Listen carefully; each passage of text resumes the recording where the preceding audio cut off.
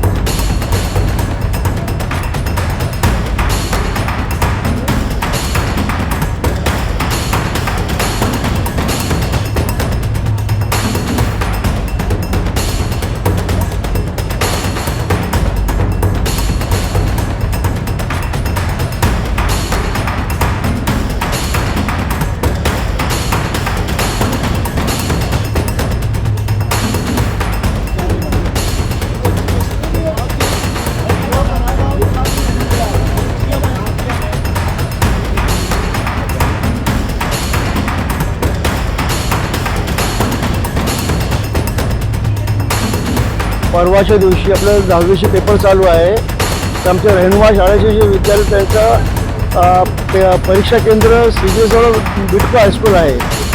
तर परवा पेपर सुटल्यानंतर काही मुलांची धक्काबुक्की झाली बाहेर निघताना.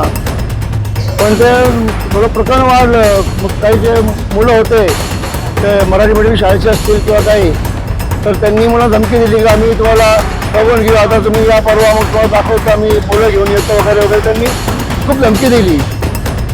तर आम्हाला पण वाटलं सगळ्या मुलांचे तर काही नाही, तरी आम्ही प्रिकॉशन म्हणून काय केलं की आम्ही काल भद्रकाली पोलीस स्टेशनला एक पत्र देऊन टाकलं, असं असं घटना घडलेली आहे आणि त्याची प्रत आपण माननीय पोलीस आयुक्तालयाला पण दिलेली आहे. तर अशा प्रकारची घटना घडलेली तरी आम्हाला त्या मुलांना संरक्षण मिळावं. पण आज पुन्हा ते दुर्दैवाने पेपर सुटल्यानंतर ते मुलं सुटल्यानंतर पूर्ण बाहेर आले आणि त्यांनी ठरल्याप्रमाणे त्या मुलांनी काहीतरी हत्यार वगैरे घेऊन मुलावर हल्ला केला. त्याच्यामध्ये 2 मुलं जखमी झाले. ते आता सिव्हिलमध्ये ॲडमिट आहे.